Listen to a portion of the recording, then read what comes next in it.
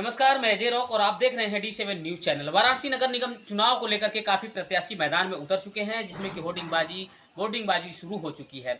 ऐसे में हम ग्राम सभा पिसौर में वार्ड संख्या 49 में पहुंच चुके हैं ब्रिजेश कुमार मौर्य जी के यहाँ। तो जानेंगे हम यहाँ से राजनीति के बारे में और कब से ये चुनावी क्षेत्र में आए हुए हैं उसके बारे में। तो आइए मिलते हैं ब्रिजेश कुमार मौर्य जी से। ब्रिजेश सिंह नमस्कार। नमस्कार। कब से राजनीति के क्षेत्र में आप हैं? 2010। 2010 से। कितने बार जो है जीत हासिल हुई आपकी? अभी एक बार नहीं हुई, 2 बार लड़े हैं। क्या क्या चुनाव लड़े आप?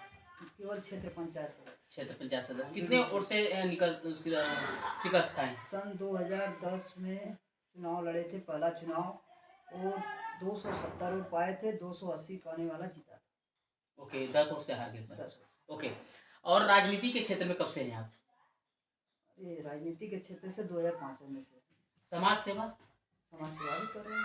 समाज सेवा कर रहे हैं। जैसे कि देखिए, अभी भी नाला साफ करवाए हैं भवानीपुर में, और एक ठो नाला बदे एप्लीकेशन दिए हैं भवानीपुर में, हरिजन बस्ती हो रही, वो जब भी एक आकर 2 दिन में काम भी हो जाएगा। आपके वार्ड संख्या 49 में हम लोग लगातार इंटरव्यू ले रहे हैं और बाइट भी ले रहे हैं, और इस वार्ड का जो है, इस वार्ड में जो भी गांव है, 3 गांव है, इस सबको मिला करके हम लोग हर गांव में जो है विजिट किए हैं। लेकिन सबसे ज़्यादा समस्या यहाँ जो है इस वार्ड में आपके नालियों को लेकर के है, सीवर को लेकर के, और गलियों को, सड़कों को लेकर के काफ़ी समस्याएं हैं ये। और सभी जितने भी अब तक के प्रत्याशी से हमारी बात हुई, सब लोगों ने यही बताया कि सबसे जटिल जो समस्या यही है। पहला काम तो केवल नाली का है, पानी निकासी का साधन नहीं है। हर गांव में, तीनों गांव में हम घूम घूम कर जाए हैं, देखे हैं, पूरा देखे हैं। उसके बाद बता रहे हैं आपसे कि पहला नंबर की पानी निकासी का साधन नहीं है। फिलहाल जितने भी प्रधान थे वो लोग इतना काम नहीं करवा पाए नाली वाली का। देखिए, जनता तो आपके वार्ड की सब यही कह रही है, हमने बाइट लिया उसमें सब लोग यही कह रहे हैं कि जो हमारे लिए बेहतर से बेहतर काम करेगा, जो हमारी समस्याओं का समाधान करेगा, हम वोट उसी को करेंगे। इस बार ना तो हम बिकने वाले हैं किसी लालच में, और ना ही हम अपना वोट जो है खराब करने वाले हैं किसी के बहकावे में आने से। तो अभी आपका क्या होगा उम्मीद? आप कैसे हैंडल करेंगे अपने जनता को, और किस तरह से उनको विश्वास दिलाएंगे कि हम काम करेंगे? कैसे हम करेंगे? क्षेत्र में पहले से भी लगे हुए हैं, और हमारा जैसे कि जो भी काम हमारे बस की है वो काम करवाते हैं, जनता के बीच में रहते हैं हर समय। यानी कि कम से कम मान के चलिए कि हर समय हम जनता के बीच में ही रहते हैं। जी, आपकी उम्मीद क्या है अपने वार्ड की जनता से?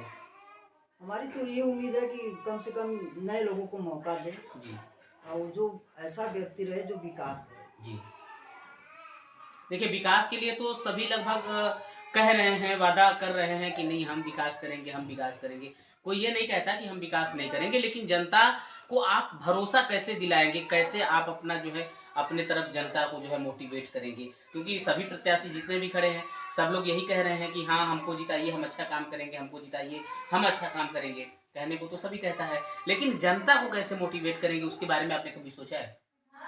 अभी तो इसके बारे में भी सोचे नहीं है सर जी। जो बात साफ काम काम बोलता है, इसीलिए पहले से ही काम में लग गए हैं। जी, पहले से ही काम में लगे हुए हैं। नाली वाली का व्यवस्था जो है, उसके बाद गांव में जो है हैंडपंप खराब हुआ, उसके लिए भी सब काम करिए। ब्रिजेश जी, हमें ये बताइए कि अभी तो आपका ये जो गांव है, तीनों गांव जो है, वार्ड जो बना है अभी, तो अब जो नया नया वार्ड बना है ये नगर निगम में है, इससे पहले प्रधानी हुआ करती थी यहाँ पे। तो गांव के अंदर बहुत सारा देखने को ये मिलता है कि जो गरीबी रेखा से नीचे जीवन यापन करने वाले व्यक्ति होते हैं, जिनको राशन कार्ड की जरूरत होती है, वो ग्राम प्रधान के थ्रू दिया जाता है। और उसमें जो है कि ये भी शिकायतें रही है कि जो अपात्र व्यक्ति है उनको लाल कार्ड दे दिया जाता है, और जो पात्र है उनको नहीं मिलता है। तो इस तरह की समस्याएं रहती है, और गांव में ये भी समस्या रहती है यूनिट को लेकर के। जैसे किसी परिवार में एक कार्ड पे 5-6 सदस्य हैं, तो उसमें जो है 1-2 यूनिट गायब रहता है। इस तरह की समस्याएं जेन्युइन रहती है। तो आपके क्षेत्र में भी ऐसा रहा है? आपके गाँव में, जबकि आप भवानीपुर से हैं, तो आपके भवानीपुर का भी प्रधान कोई ना कोई रहा होगा। तो ऐसी समस्याएं आपके सामने कभी आई है क्या? जरूर आई है सर जी। जी, हमारे गांव में कई लोग ऐसे हैं जिसका राशन कार्ड में नाम, राशन कार्ड ही नहीं है बना हुआ है, वो बहुत दौड़ धूप के काम करवाए भी हैं। जी, आप करवाएं। हाँ। ओके। प्रधानमंत्री मंत्री द्वारा जो है एक आवास योजना आता है, ग्राम प्रधान के थ्रू सर्वे करके वे लोगों को दिया जाता है जो गरीब तबके के लोग होते हैं, जिनके पास मकान नहीं होता है। कुछ लोग ऐसे होते हैं जो कच्चे मकानों में रहते हैं, कुछ झुग्गी झोपड़ियों में रहते हैं। इस तरह का माहौल जो है गांव में अक्सर बना रहता है। तो प्रधानमंत्री द्वारा जो है आवास योजना आता है, जो प्रोत्साहन राशि के रूप में हम लोग जानते हैं। तो अभी उसका क्या मतलब ब्यौरा है आपके गांव में? क्या कितने लोगों को आवास मिल पाया है? कितने लोग आज भी बेघर हैं? उसके बारे में थोड़ा बताइए। जी अभी तो बहुत कमजोर लोग हैं यहाँ पे। जी। कम से कम देखेंगे तो हमारे गांव में इस 5 साल में 3 या 4 आवास बना होगा। जी। 5 साल में। और बहुत लोग ऐसे हैं जो एकदम झुग्गी झोपड़ी में रह रहे हैं।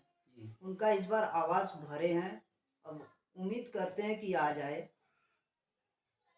आपका यही जो हम कर आपका जो सकते हैं। आपका जो प्रधान है, अभी फिलहाल मान लीजिए वोट तो नहीं हुआ जब तक वो ये तो पार्षदी का, लेकिन अभी तो कार्यकाल उन्हीं के हाथ में है। हाँ तो जो प्रधान रह रहे हैं अभी इस टाइम वर्तमान में, हाँ उन्होंने काम इस तरह का नहीं कराया है।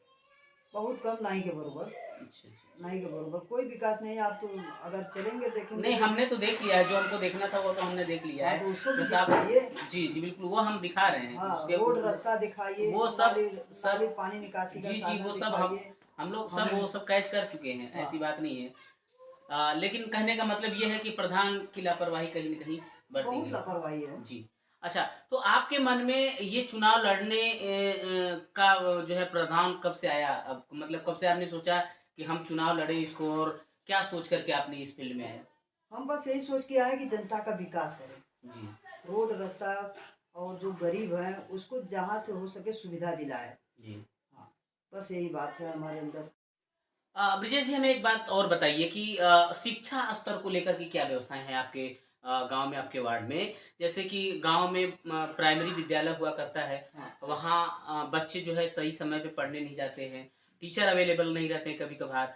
और एक जो भारत सरकार द्वारा ये जो मिड डे मील का व्यवस्था है, जो एनजीओ के तहत अब हो गया है, उसमें जो है 7 दिन में 7 तरह के भोजन देने का प्रावधान जो होता है लिस्ट बाय लिस्ट, उसमें भूमिका जो होता है ग्राम प्रधान और प्रधानाध्यापक का होता है। एकदम सही बात। तो उसमें ऐसा खाना बन जाता है जो कि खाने योग्य नहीं होता है, लेकिन फिर भी बच्चे उसको जो है खाते हैं। और दूसरी चीज ये कि जो खाना मतलब कि बच्चों को मिलना चाहिए उतना क्वांटिटी में नहीं मिल पाता है, थोड़ा थोड़ा दे करके लोग जो है हटा देते हैं, कम बनवाते हैं, इस तरह की कटौतियां वगैरह करते रहते हैं। अक्सर मैंने ऐसा देखा है, कई गांव में सर्वे किया है तो ऐसा मुझे मिला है। तो आपके गांव में भी इस तरह की समस्याएं बनी थी क्या? ये तो हर गांव की व्यवस्था है। जी। प्रधान की लापरवाही है। हर गांव में प्रधान को चाहिए कि अगर आप शिक्षा को दुरुस्त करना चाहते हैं तो कम से कम वो आए। नहीं, जो बड़े नेता हैं वो भी अगर आते हैं, कहते हैं कि अनिल राजभर ने गोद लिया हुआ है पिशोर गांव को, प्राइमरी स्कूल को, कम से कम आए 2-4 लड़के को पूछे कि क्या इनको कुछ आता है कि नहीं आता है। बस मिड डे मील बना, किसी को मिला किसी को नहीं मिला। और ये तो प्रधान चाहिए ना कि देखिए बढ़िया बना है कि नहीं बना, आज क्या गुणवत्ता है, ये तो प्रधान चाह सकता है ना। रोज तो कोई मंत्री भी नहीं आएगा, प्रधान तो रोज आ सकता है गांव में ना। बिल्कुल बिल्कुल। तो उनको चाहिए कि किस तरह से दिया जाए बच्चों को, जो है वही वही काम करिए। आपके एरिया में ब्रिजेश जी बताइए कि क्या बोलते हैं ये पेंशन को लेकर क्या व्यवस्था है? जैसे वृद्धा पेंशन, विधवा पेंशन और ये जो दिव्यांग पेंशन, इसका क्या व्यवस्था है? कितने लोगों को मिल पा रहा है, कितने लोग अभी इससे वंचित हैं? अभी तो बहुत लोग वंचित होंगे। अभी तो देखिए हमारी माता जी भी है, कम से कम 70-75 साल की हैं जी। इनको भी आ रहा था, इस समय आ ही नहीं रहा है। और इसे बहुत सी गांव में है, बहुत लोग हैं जो भी वृद्धा पेंशन लेने के हकदार हैं लेकिन मिल नहीं रहा है। विधवा पेंशन भी यही हाल है। इसको तो जिसके थ्रू होना चाहिए उसको करवाना चाहिए जी। जी। ब्रिजेश जी, पहले एक गांव हुआ करता था जिसका मालिक एक व्यक्ति हुआ करता था, ग्राम प्रधान। हाँ अब सभासद का चुनाव होने जा रहा है, नगर निगम में आ गया है आपके एरिया, इसमें 3 गांव मिला करके हैं। तो लोग एक गांव को कवर नहीं कर पा रहे थे, अब 3-3 गांव की जिम्मेदारियां होगी किसी एक के ऊपर, किसी एक सभासद के ऊपर होगी। तो आपको क्या लगता है कि मतलब प्रधानी वाले समय में गांव का ज्यादा विकास हो पा रहा था, या अब नगर निगम में आ गया है तो अब हो पाएगा? जबकि एक गांव होता था तब भी सही से नहीं विकास हो पाता था, और अब 3-3 गांव हो जाएगा, तो अब कैसे विकास हो पाएगा? उसके बारे में थोड़ा सा चर्चा ये करेंगे। तो व्यक्ति के ऊपर निर्भर है। काम जी। करने वाला व्यक्ति होगा तो काम करवाएगा। जी। चाहे जैसे दौड़ धूप के जितना भी हो सकता है, काम करने वाला व्यक्ति चाहिए। जी। अब कोई ये नहीं चाहिए कि अगर कितने लोग तो विकास ही नहीं कर पाए। देखेंगे तो आप आए भी होंगे, सड़क नाली ये लोग विकास करने के नहीं कर पाए। अब क्या मजबूरी होगी उनकी, वही जाने। नहीं, कुछ तो प्रधान का ये भी कहना होता है कि जैसे चुनाव के समय में पैसा बहुत ज्यादा खर्चा होता है, और कुछ ऐसे भी वोटर होते हैं गांव के अंदर जो कि डिमांड करते हैं, बिक जाते हैं, तो इस तरह की बातें सामने आती हैं।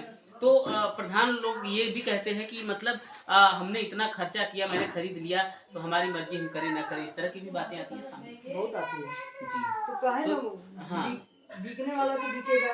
इसमें गलती किसकी होनी चाहिए, कि किसकी गलती हो सकती है? इसमें तो जनता की गलती है। जनता की गलती है। हाँ, जी। जनता को चाहिए कि जो सही व्यक्ति हो उसको चुने, जी। तो बिना लालच बस चुने हम्म। कि हमारे इनसे बात करने का शैली मिले न मिले, बात करने लायक हो, वो दौड़ धूप के काम करवाए जनता के बीच में। जी। अब पैसे पे बिकने वाला तो बिकेगा ही, तो विकास कहाँ होगा? अब कोई 40 लाख 50 लाख खर्चा करेगा, करोड़ रुपया खर्चा करेगा, तो विकास करेगा? नहीं करेंगे। अच्छा अच्छा, ब्रिजेश जी आप बताइए, आपको अगर मान लीजिए यहाँ की जनता पार्षद के रूप में स्वीकार कर लेती है, आपको जिता देती है, भगवान करे कि जिता भी दे, हमारा भी यही कामना रहेगा कि आप जो है कि पार्षद बने, क्योंकि आपकी सोच अच्छी है। तो आप अगर जीत जाते हैं तो आप किस तरह से, किस ढंग से विकास करेंगे तीनों गांव को मिला सर, के? तीनों गांव को एक तरह लेकर चलना है। विकास सबको, ये जाति धर्म के आधार पर नहीं होना चाहिए, सबको एक साथ लेकर चलिए जी। और विकास करने लायक काम करिए, ताकि कोई देखे तो कहे नहीं इस गांव में कोई सभासद हुआ। जी। वो 5 साल बाद जिसको चाहे उसको चुने, तभी जनता का विकास समझ लीजिए हुआ है। अच्छा, मान लीजिए आप अगर जीत जाते हैं, तो ऐसा तो नहीं कि आप अपने ही गांव का ध्यान ज्यादा नहीं, रखेंगे और ऐसी अदर कोई गांव बात का? नहीं, हम तीनों गांव में हैं। जी। हमारा घर यहाँ पे भी है, हम्म। पिसूर में भी है, जी। दनियालपुर में। मान लीजिए कि तीनों गांव के लोग आते हैं। एकदम मेन बैंक का बड़ौदा के बगल में दुकान है। सभी लोग आते हैं, अपना जो भी काम होता है करवाते भी। बैंक में जितने भी काम होते हैं, जैसे एप्लीकेशन लिखना या चेक साइन करवाना या कुछ भी होता है, तो हम ही करवाते हैं, हमसे करवाते हैं।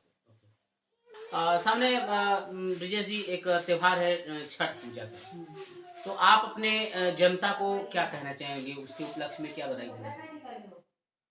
तो जनता से कहेंगे ये त्योहार, जो भी जितने भी त्योहार आते हैं, वो हंसी खुशी से मनाया जाए। और इसमें बहुत लोग पी के, दारू पी के उद्घाटन करते हैं, ये सब अच्छी बात नहीं है। अभी देखिए, जल्द ही चुनाव अथवा बीता है, दीपावली बीता है, इसमें कितने लोग मारपीट की कर कपारों पर फोगल किए हैं, जुआ खेलते हैं, पकड़े गए हैं। ये सब गलत काम है। कम से कम ये सब सोचना चाहिए कि त्योहार है तो कम से कम कायदे से मनाया जाए, घर भी सुख से रहे और जनता भी सुख से रहे। बहुत अच्छा लगा ब्रजेश कुमार मौर्य जी से मिल करके, बातचीत करके। इनकी भावनाएं काफ़ी अच्छी हैं, और ये जो है अपने जीत जाने के बाद जो है ये तीनों गांव को मिला करके अच्छा विकास करेंगे। इनकी सोच अच्छी है कि ये मतलब किसी पक्षपात में नहीं आएंगे, ये सब एक बराबर काम करेंगे। तो चलते हैं अगले वार्ड में और जानते हैं वहाँ किस तरह की चुनावी माहौल है और किस तरह से वहाँ की जनता को सुविधाएं, समस्याएं हैं, उसके बारे में।